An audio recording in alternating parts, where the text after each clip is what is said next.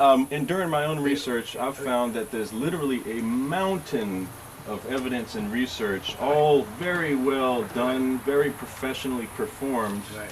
but a lot of it does not get into the public view. It seems Right. like there's certain interests, Right. and I'm speaking about oil and gas and marine Right. transportation here, Right, yeah. who have the ability to obfuscate some common sense truths.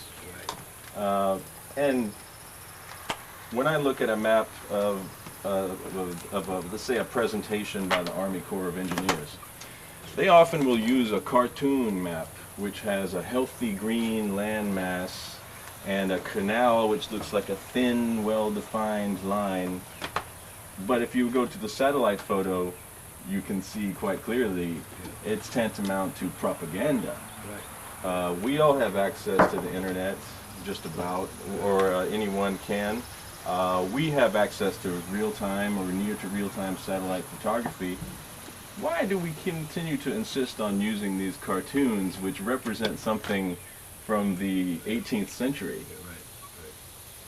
Yeah, they, we're in trouble. We need, you know, I think my philosophy is if you have, you know, this country was formed and became great because of enlightened people, our founding fathers.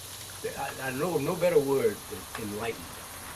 And if we have, when you have an enlightened populace, then you stand a better chance of doing things right. So, like I told you, I teach this. I have my classes 35 to 40, and sometimes I have two groups, so anywhere from 50 to 100 people a semester know what's happening here. They know the geologic history of this area. They know what's going on now and what to expect in the future. By the way, geology, I hadn't taught in over 20 years, and the science of geology has changed so very much. It used to be that it was mostly emphasis on economic, oil, mining. Now, each chapter has a major statement on each facet of on earthquakes and volcanoes and running water and oceans and shorelines. There's always an environmental aspect of it.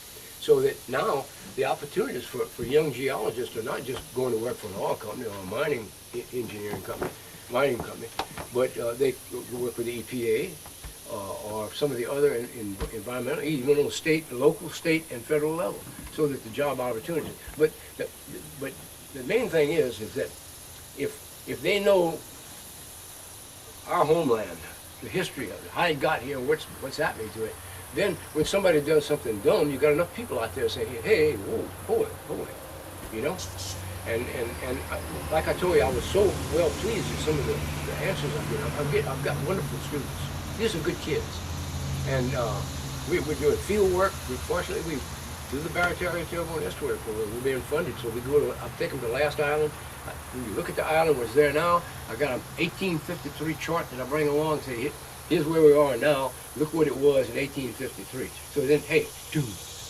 And so that's all I can do at my age. But I think that if we, of course, the Terrebonne, the people at Lumcon, we're also working with them. They, in fact, we go out in their boats, and they send a marine biologist, so we get that aspect. And then the boat skipper that we had was from here, very knowledgeable about. He showed us like this bay right here used to be a little pond, and we'd hunt ducks and stuff like that. And so, what we're doing is, as long as I can hold out, they're gonna know what's happening here. And if we have enough people, and of course there's a lot coming out now, and a lot on TV. Even the Weather Channel had starting to have some stuff.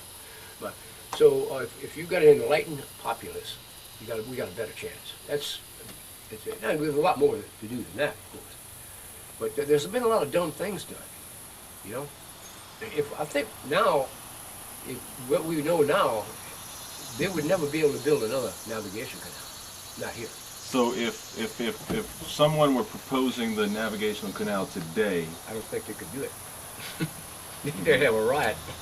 and when I've been once again studying policy research and history, we live in California, and out in California, you can't bend a blade of grass without having 10 environmental lawyers show up. And there's a parallel here. Yeah. Keep in mind, I want to make a statement that's pretty controversial. California environmentalism is underpinned by a deep hypocrisy. Yeah. We don't have oil and gas production facilities on our coastline in California. It's politically red. Any politician who would dare to propose opening the coastline of California to oil and gas production would be run out of town. However, California, the environment is almost already destroyed. Yeah. There is barely a single river that flows from its headlands to its mouth without having been irrigated off. Of course, 98% of old-growth redwood forests have been cut down. Yeah. Species, habitat, right. most of the technology business where we live in the Silicon Valley and in the city of San Francisco was built on landfill because it was formerly a deltaic wetland. Now, of course, it looks like a wharf, a bulkhead all the way around it, and that's why the earthquakes are so devastating in some areas, the ones that are built on landfill. Now, in the beginning of the oil business here, anecdotally, that besides the destruction to the natural environment, they were doing all kinds of destruction to people. We had men getting blown to bits, limbs crushed, left out there.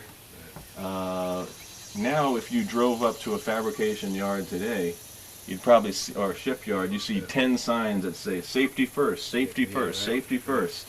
It's similar to California because we've had a legal community of attorneys take up the fight for people who have been injured, who have been hurt and disabled, and only through their efforts over decades and decades has this safety mentality evolved. It's similar to how the environmental mentality in California has evolved. So it's gone so far out of balance that in California it's just the attitude of enough is enough. So every I has to be dotted and every T has to be crossed environmentally in California to even put a brick on a piece of land. Now, recent legislative audits here in Louisiana, I'm sure you're familiar with the 1972 Coastal Zone Management Act. This is the federal law which declared a zero net loss of wetlands and requires any kind of development into wetlands to be mitigated. The legislative audits have determined that the permits process, a lot of it, having to do with the Department of Natural Resources, is just out of control. They're printing permits for everything. So a lot of the intention of the 1972 Act has not been followed through. And I detect a very strong undercurrent of animosity and contempt for environmentalists here in the area. What is your experience with that? I've been accused of being an environmentalist, but I like to think, because that's a bad word. What I prefer is that I'm a naturalist and I'm a conservationist. Conservation. I mean that can go. That starts in your home. Don't waste things. Don't